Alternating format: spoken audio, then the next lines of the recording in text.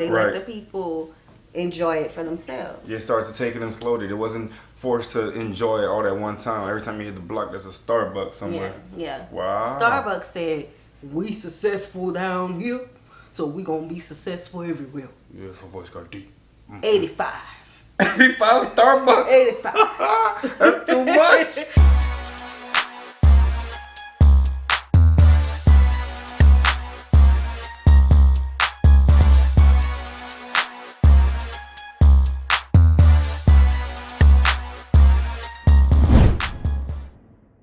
What's good, y'all? It's the Demouchets React, and we're back with another video. Who we got today, C? Today we are back with another American reaction. We're super excited about this video, guys. If you're new to us and we're new to you, make sure you scroll down, hit the red subscribe button, and turn on the post notification bell because we're on the road to 50K. And we cannot get there without you guys, all right? We're so close. So join the family. Without further ado, let's get into the video.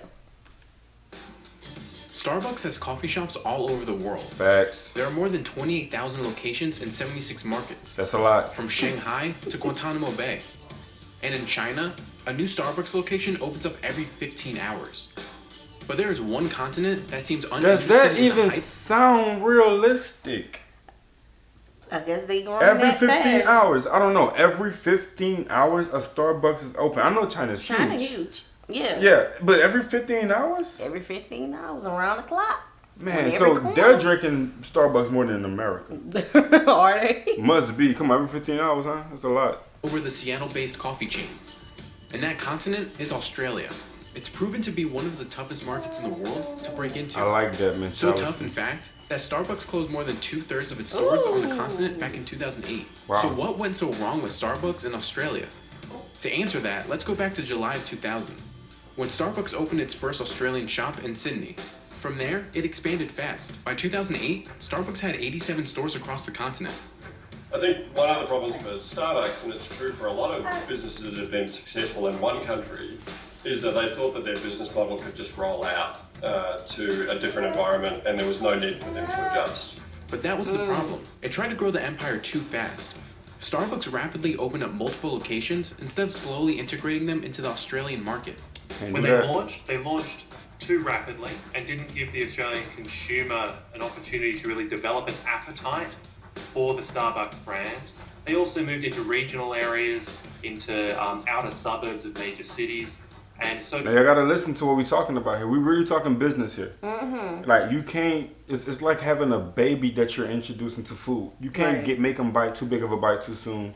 And because Australia is such a tough market, why would you think that giving them so many businesses at one time will be so complimentary to the environment? Right, because it's like here in America they can do that. People know Starbucks. Yes, 100. You know, but they didn't want to adjust, seems like, to the cultures of New Zealand. That's New Zealand? No, Australia. Yeah. She want to go to New Zealand so bad. We love Australia too, y'all. Please don't get it wrong.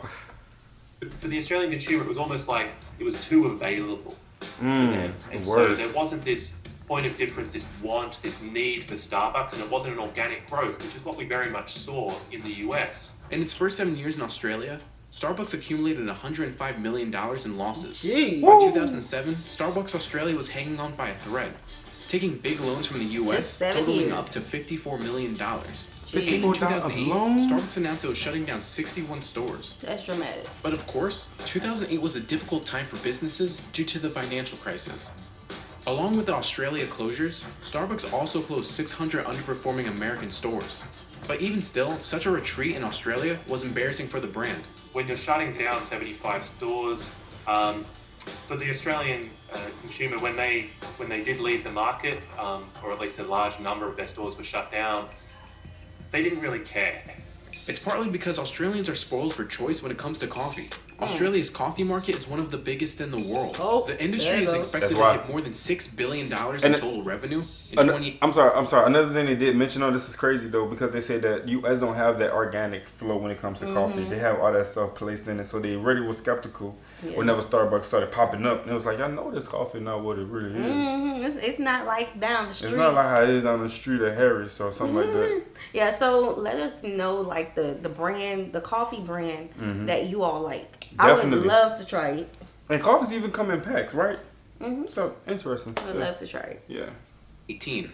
They've been immersed in nuances of cafe culture since the mid-1900s, when Italian and Greek immigrants began traveling to the country. The immigrants introduced Australians to espresso. By the 1980s, Australians were fully engulfed in cafe culture. They've also grown accustomed to specialty menu items, like a flat white or an Australian macchiato. So cafes in Australia were born out of like the Italian culture of meeting a friend and knowing your local barista, and it being kind of like a local meeting place where everyone knew each other, and that coffee was just a part of that. And then Starbucks came in with what is more of an American style like coffee culture, which is essentially just like coffee is a product, coffee is a commodity, coffee is like perk me up in the morning. It's caffeination. Starbucks had a basic menu and offered more sugary drinks, which most Australians... Okay, so he said, wake me up in the morning. Yeah, that is how we view coffee. Yeah. As for us, me and parents, we like, bring me that coffee. Yeah, we actually we're taking a lot of coffee now these days, you guys. We love coffee. Yeah. Coffee has become a relationship. Oh God. To our family. So. Yeah, so those two owners made sense with how we view coffee, and they view coffee more of an experience, you know, so that made sense. Definitely. And them wanting to have a relationship with their local cafes, baristas, and all of that. That kind of, I understand. Yeah, they view it as a product. Yeah. Australians didn't like. In Australia, where local tastes are different, so we don't really want a coffee that's hundreds of ounces with lots of sugar in it. We want something a bit more sophisticated. Plus, Starbucks charge more than local cafes, so Australians instead opted talking to pay about less the for brand coffee here. they liked from a local barista they trusted. And so when you come in with this big like, hey, we're going to open all these cafes and they're all going to be to-go focused, it just was the complete wrong market for what the Australians used to. But there's one American coffee company that's thriving in Australia. Founded in Chicago and now based in Australia, Gloria Jean's got the traction in Australia that Starbucks couldn't. Gloria Jean's has I've more heard than of 400 that Australian locations and serves more than 35 million consumers in Australia each year. So what is Gloria Jean's doing in Australia that Starbucks isn't? Well, the company attributes its success to two Australians who franchised the business in their home country. Shops started Pause. Hold up. That's a difference. That's a big difference. Starbucks knew what it was doing. Why would y'all go out there and compete with one of the most biggest coffee shops out there when you already known to be one of the biggest coffee shops? Right. Wow. So what happened is two Australians franchise Gloria Jeans. They went to this what happened. This what happened? They went to Chicago. They said, that's some good coffee. And I like the atmosphere. I like how they treat the people. It's not priced too high. Okay. I'm gonna bring this to Australia. And I guess it was a slow growth. They let the people enjoy it for themselves. You started to take it in slowly. It wasn't forced to enjoy it all at one time. Every time you hit the block, there's a Starbucks somewhere. Yeah. Wow. Starbucks said, we successful down here, so we gonna be successful everywhere. Yeah, her voice got deep. 85. 85 Starbucks? 85. That's too much. But here, like, let's say like a city like Dallas Fort Worth, they can say, I'm gonna have 10 Starbucks. Just in Dallas Fort Worth. How many cities we have? Like 25 or something like that? I don't know, 60, something like that. They can do that here.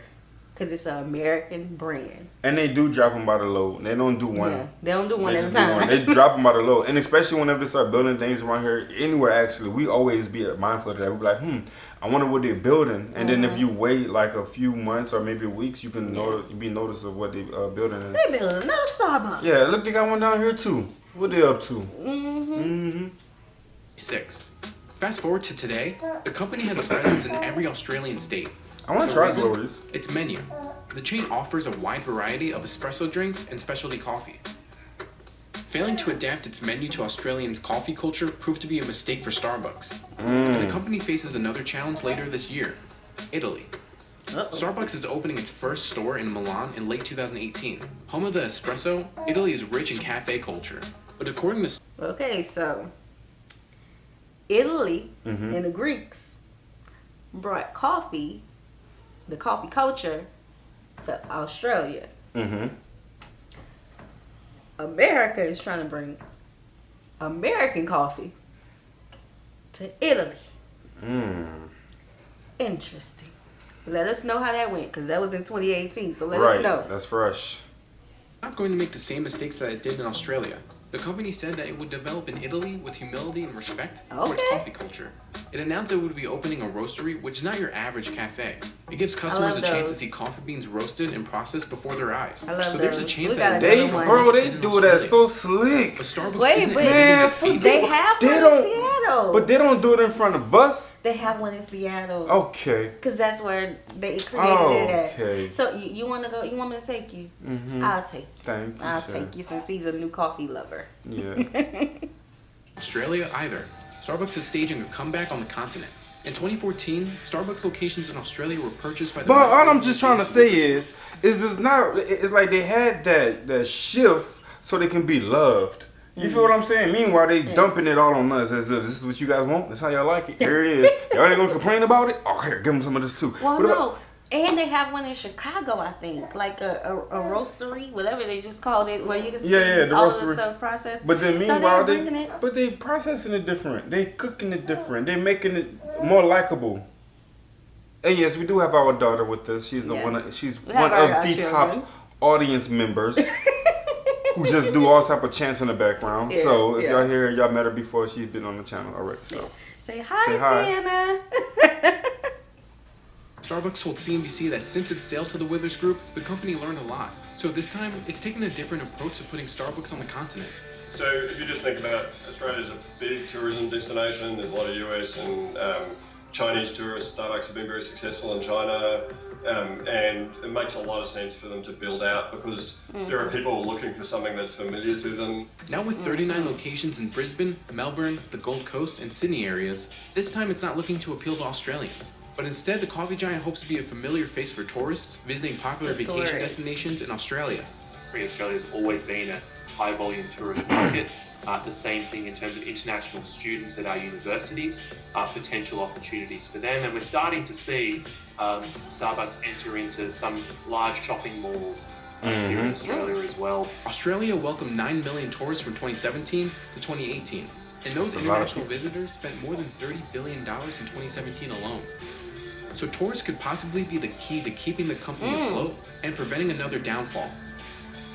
bro, that's slick. That is very slick. Okay. So they knew it didn't work. It wasn't going to work well in Australia, so they moved it to Italy. But they came in with humility and understanding and because respect. they knew that Italy had a high tour rate. Yeah. Wow. Yeah. So it's not that they're not depending on the community to branch their business and make it bigger. They're depending on the tourists more so because that's a stop.